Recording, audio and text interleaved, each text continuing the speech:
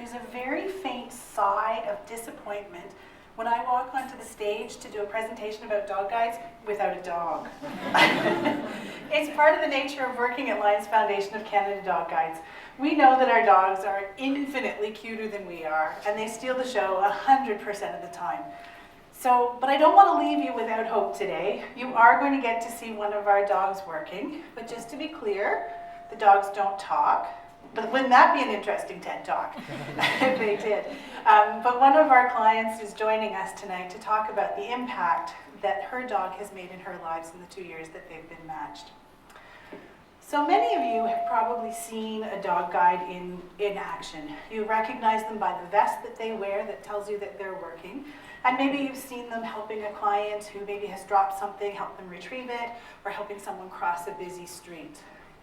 But what's important, and what you may not have given some thought to, is how did those clients and that dog get matched together? What makes that pair work? And it's a combination of training as well as matching. The match between the dog and the client is paramount to their success. And it can really make the difference and have a positive impact on how a client with disabilities lives their lives. It might make the difference between a person being able to live independently instead of living with a caregiver. It might make the difference between that person being able to go to school or pursue a schooling in a different city or not. It might make the difference between that person being able to take their dream job or finding gainful employment at all. It might mean fewer trips to a hospital because you're more confident and comfortable and you're not falling as often. What we do know is that when matched with a dog, it can change the trajectory of someone's life. That matching process is so important, and it's a combination of a number of things. But we wanted to have a little bit of fun tonight and share with you what that matching process might look like if we were to use a dating app called Perfect Partners Matching.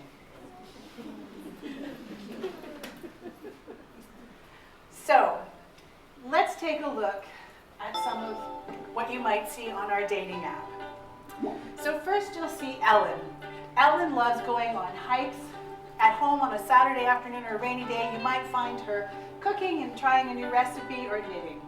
She's a teaching assistant by day and pursues her master's degree by night.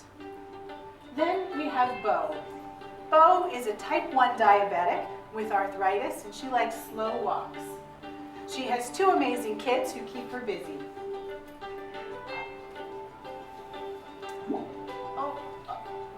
Okay, how do I pause this? There you go. Bo has 2 kids who will keep her busy, and family time is really important to her, and so that's really important. Her kids are her primary motivation. On the canine side of things, you'll see we have Trebek. Trebek says that his love language is air kisses. And like his namesake, he is super smart and sorry about this. Trebek is super committed to his job.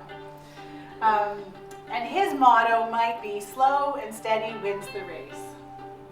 My apologies for this. Technology is not my friend sometimes.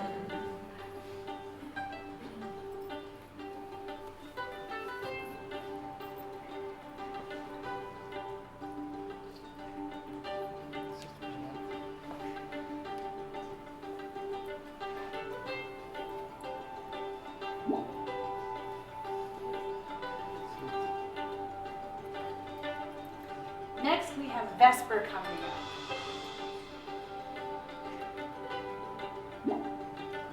So Vesper is a silly girl at heart, and you can often find her sleeping on her back with all 4 paws in the air.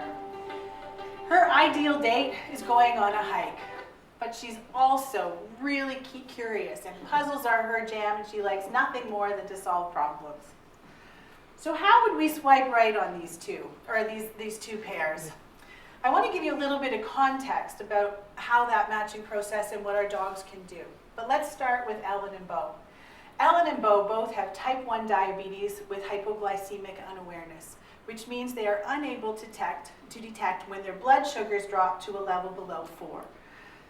It can happen suddenly, and it can be quite dangerous. A person can fall unconscious, and in extreme cases, even go into a coma. So you can imagine how terrifying that might be. Our diabetic alert dogs are trained to help people with diabetes in a number of ways. First off, they are trained to detect when your blood sugar drops below a level 4. And they do that with the scent. Your body chemistry changes, and they can smell when your blood sugar drops. That is their cue to come to their handler and give them a gentle nudge on the leg or a paw to say, you need to go test your blood sugar. Our dogs are also trained to fetch a kit. That kit might contain some medication or a juice box, and they'll bring that to you if you need it. Our dogs are also trained to fetch a person, go call for help. So if you have a problem and you need help but are unable to get up, the dogs will go retrieve someone in your home, a known person, whether that's your mom or your roommate, but they'll fetch someone to get you that help. Now, because you can't schedule when your blood sugar drops, it's really important that our dogs are focused. They are on call and on duty all times. So they also have to be trained to be incredibly resistant to temptation. They have to avoid all kinds of distractions and be really focused. So how did we swipe right with these two matches? With Ellen, we matched Ellen with Vesper. Vesper is a special girl. We know that Vesper loves her scent work. She just loves to find the scent and alert her handler. So with Ellen's busy lifestyle, with the hiking and the engagement that she has, we needed a dog that was going to be able to alert her in all kinds of environments. We also needed a dog that would be able to keep up with Ellen's busy lifestyle. So this is not a dog that's your average couch potato. This is a dog who's going to be able to work with Ellen in any environment. So we swiped right with Ellen and Vesper. For Beau, we swiped right with Trebek.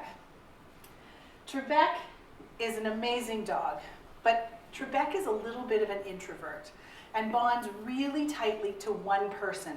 And that's why we felt that was going to be the best match for Beau, because Beau has a really busy household.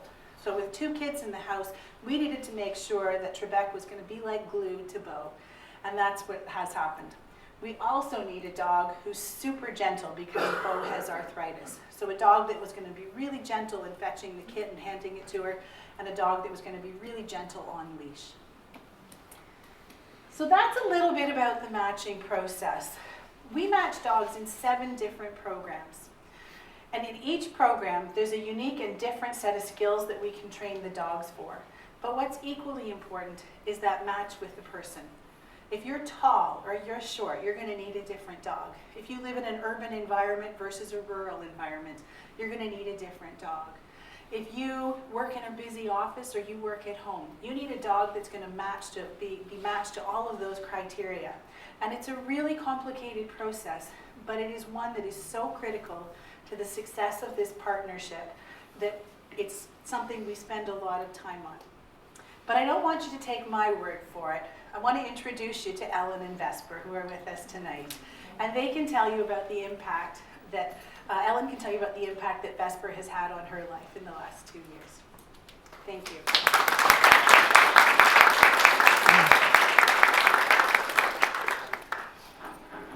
When I decided to apply for a diabetes alert dog, I was terrified. Not of dogs, not of having an unsuccessful application. I was terrified because the night before I'd woken up with a blood glucose level of 1.2. Now for those who don't have an emotional reaction like I do to millimole per liter measurements, the healthy range for someone with type 1 diabetes is between 4 and 10. So 1.2 is considered severe hypoglycemia or severe low blood sugar, not just your regular brand of low blood sugar. That night, when I woke up and was thirsty, I tested and was 1.2. It confirmed my suspicions that over my years of living with type 1 diabetes, my symptoms had diminished. That night, I crawled over to my fridge because I didn't want to fall from a standing position. I drank a liter of juice, and I was too terrified to fall asleep for the rest of the night. That was the night before I decided to apply for a diabetes alert dog.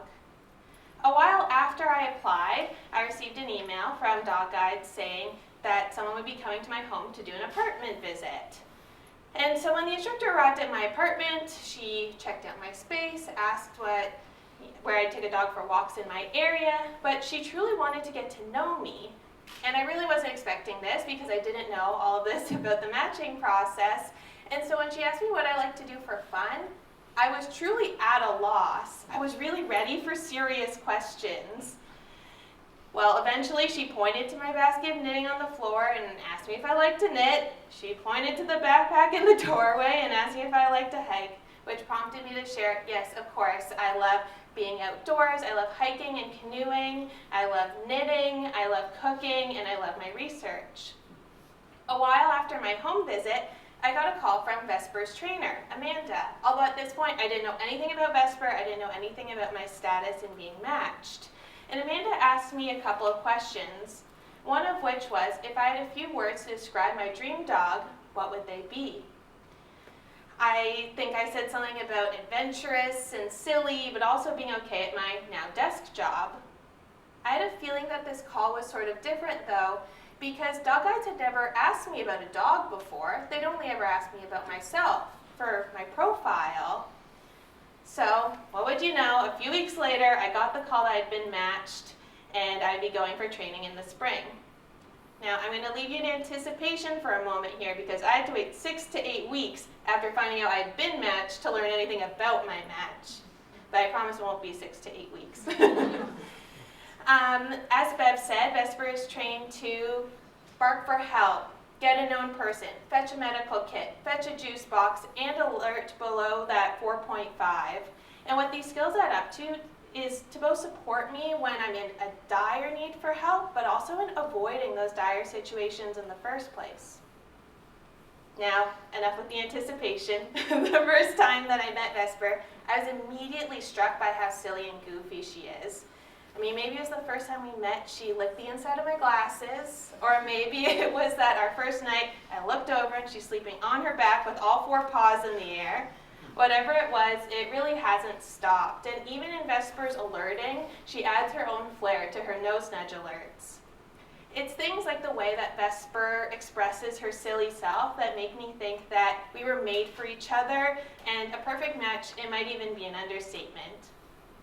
Now, the unanticipated result of dog guides matching me with a silly dog like Vesper is that she really has lightened the burden of hypoglycemia on my mental health.